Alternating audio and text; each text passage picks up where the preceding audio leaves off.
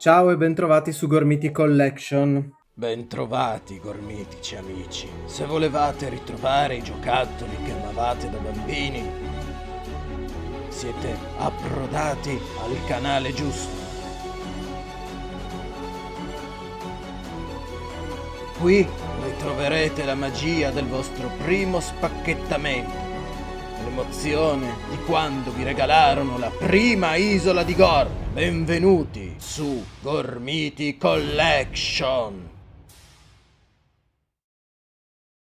In questa nuova rubrica tratteremo solo le minifigure da bustina. Faremo un excursus di tutti i signori del mare apparsi su Gorm. Immergiamoci nelle acque più profonde. Credo che Poivrons ci stia già aspettando.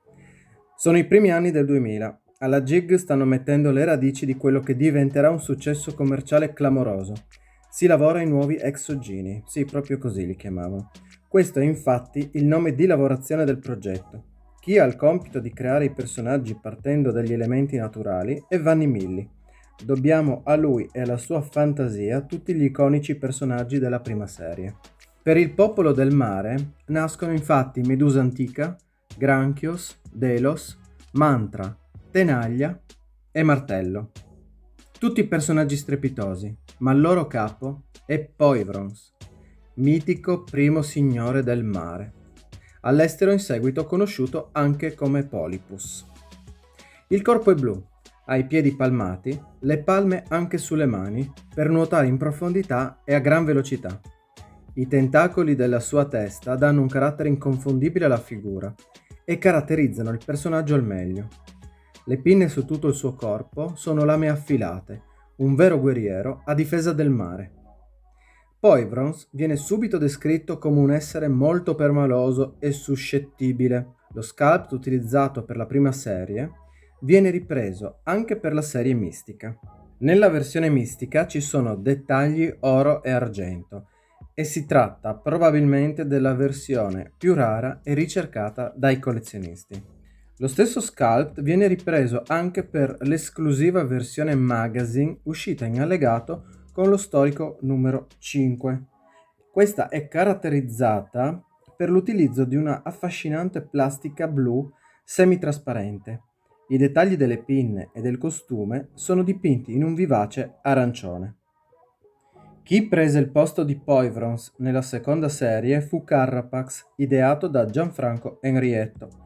Carapax è una creatura marina estremamente diversa dal suo predecessore. La figura è più massiccia, le gambe tozze e le braccia terminano in due gigantesche e spaventose chele.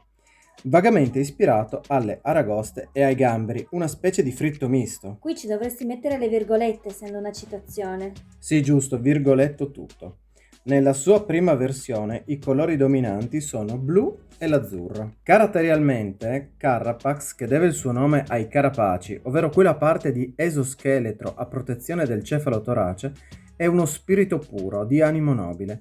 Infatti, Barbataus, durante le battaglie per decidere chi sarebbe stato il campione di Gorm, scorse in lui la figura adatta perché giusto ed equilibrato.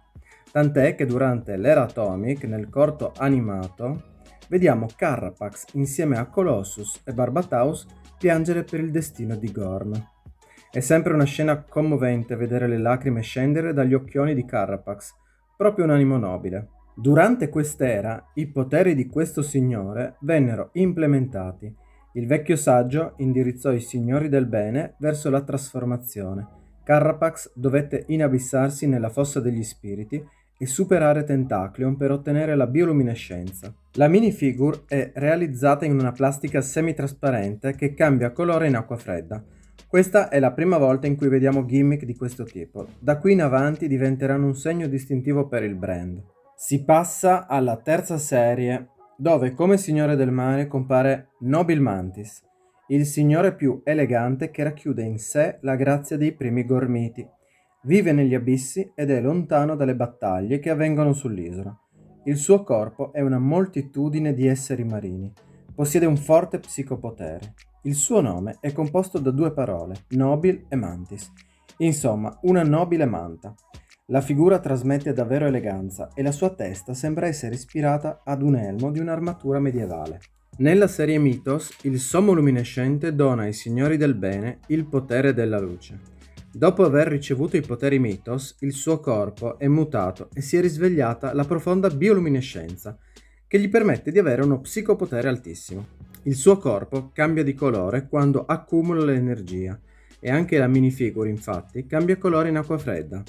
In più, ha delle parti color argento. In contemporanea con la serie Mythos vennero rimessi in vendita i mitici personaggi della serie 1, ma questa volta rivisitati nello Sculpt. Questa serie viene chiamata Energeia, ma all'estero serie 1. Ritroviamo quindi Poivrons, i colori sono gli stessi della prima serie, ma la massa muscolare è aumentata considerevolmente. Per sottolineare l'aumento di potenza, anche la carta subisce un incremento. Si passa da 8 a 16, ben il doppio. Questo sculpt venne riutilizzato durante la serie Final Evolution, dove i signori Energeia ottengono dall'occhio della vita nuovi poteri. Poivrons ottiene la profonda bioluminescenza. La minifigura presenta parti semitrasparenti e può cambiare colore in acqua fredda. Esistono altre 3 versioni derivate da questo sculpt. Le vediamo assieme.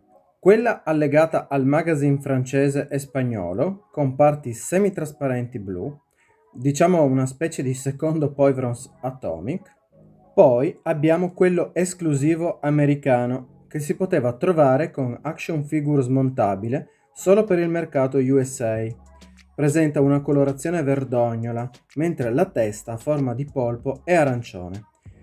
Parrebbe essere ispirato alla colorazione di alcuni gormiti del mare prima serie. In particolare pensiamo a Martello e Mantra, che si distinguono nelle illustrazioni delle carte per avere una pelle verde molto simile a quella di questo Poivrons. L'ultima versione è un'esclusiva oro, con una probabile provenienza dell'Est Europa. Davvero troppe sono queste esclusive oro e argento e troppo poche le informazioni a riguardo. Alla fine dei conti è lo stesso stampo ricolorato con una pittura dorata. Sempre nella Final Evolution troviamo i personaggi terza serie potenziati dall'energia Neoson. Nobil Mantis viene trasformato nel Signore del Ghiaccio. Ora il suo corpo non è più formato da diverse creature, ma da una lastra di ghiaccio. Il suo braccio è ora dotato del cannone glaciale, con il quale spara raffiche di vento gelido e immobilizza i nemici. Questo è l'ultimo signore del primo ciclo dei Gormiti. Nella serie cartoon non c'è più il popolo del ghiaccio, ma bensì ritorna il popolo del mare. Per quanto riguarda questa serie vi rimandiamo al video dove ne parliamo. Riassumendo, ora i signori sono dei ragazzini umani che si trasformano in Gormiti. Toby Tripp si trasforma nel signore del mare. Questo nuovo signore possiede una potente chela, come quella del suo predecessore Carapax. Inoltre possiede i tentacoli degli abissi, altro non sono che i suoi capelli allungabili. Di questo sculpt esistono 2 versioni esclusive, una oro e una argento. Quella oro si trovava nell'isola di Gorm, mentre quella argento faceva parte del blister dei 4 signori allegato allo zaino scuola. Nella serie successiva, che si chiama Elemental Fusion, i Gormiti per la prima volta potevano parlare grazie ad un chip innestato sotto al piede che andava collegato ad una base, il mistico altare della vita. Posiziona il tuo eroe. Il mio nome è il Signore del Mare. Proviamo la tua energia. Energia del mare. Il Signore del Mare ora ha una maestosa corazza che lo protegge. I coprispalla sono 2 teste di squalo e questo fa pensare alla moltitudine di creature che componevano Nobil Mantis. Di questa serie esiste una versione esclusiva argento per il mercato inglese. Questa versione non ha il chip, ma ha un buco sotto il piede e manca il chip. Sono proprio fatti così. In questa serie, come esclusiva edicola, venne distribuita la minifigura di Toby nella sua versione umana. Certo, stono un po' a vedere questo ragazzino umano in mezzo a una miriade di mostri, però anche lui fa parte della storia di Gorm. Inoltre, per questa serie esiste una minifigure un po' particolare, fatta in parte in gomma morbida ed è più piccola di quella standard. Si trovava con la confezione Magici Occhi della Vita, un gioco di sfere con una piccola arena nel quale questi personaggi saltavano se si scontravano e uscivano appunto dalla sfera che era il magico occhio della vita. Passiamo alla serie Eclissi Suprema. Qui il nostro Toby ha ben due versioni, una esclusiva da edicola ed una da negozio di giocattoli.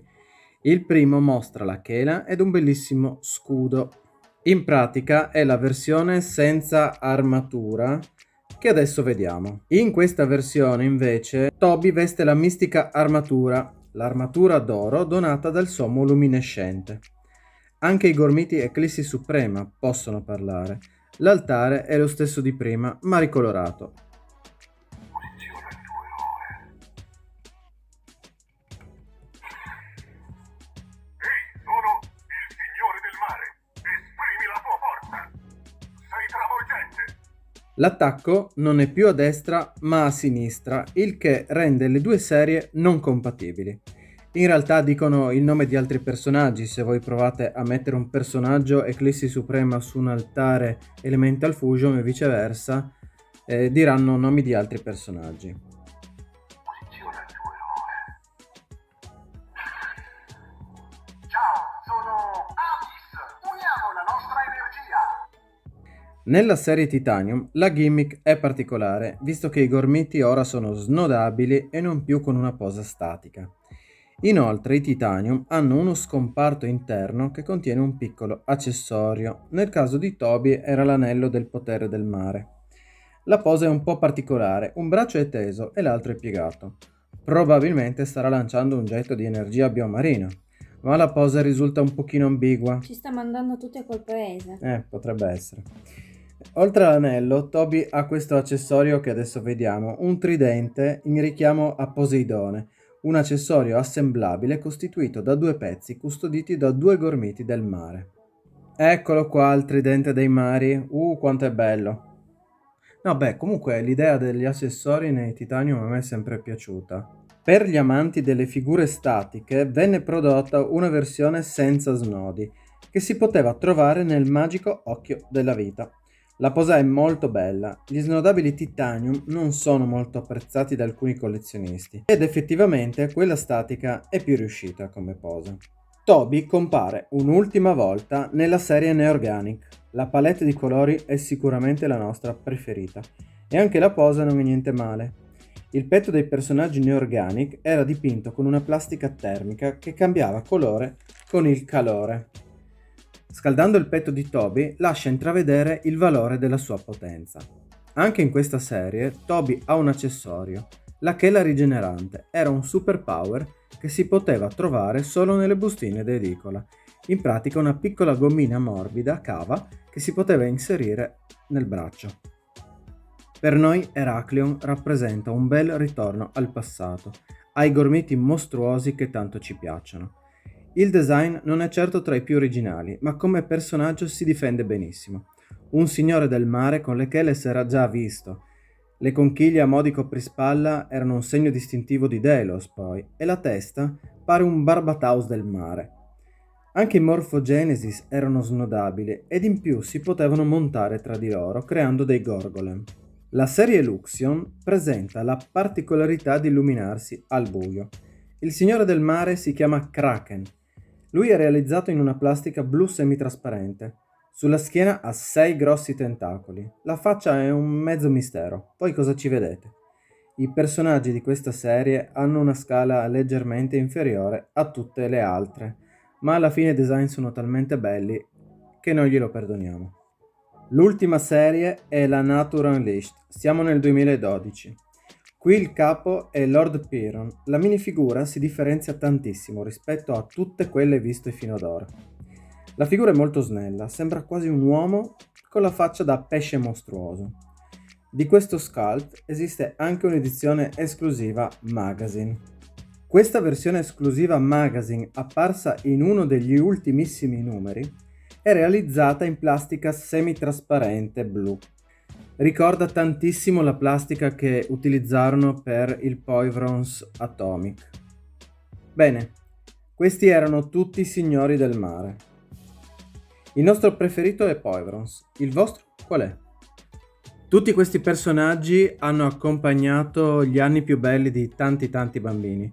Siamo partiti dal 2005 con Poivrons per arrivare al 2012 con Lord Piron. Tutti questi personaggi sono apparsi in fumetti, in corti animati e nella fantasia dei bambini. Speriamo che questo nuovo format vi sia piaciuto. Abbiamo visto l'evoluzione dei vari signori del mare questa volta. Il prossimo popolo quale vorreste? Ci vediamo nel prossimo video di Gormiti Collection.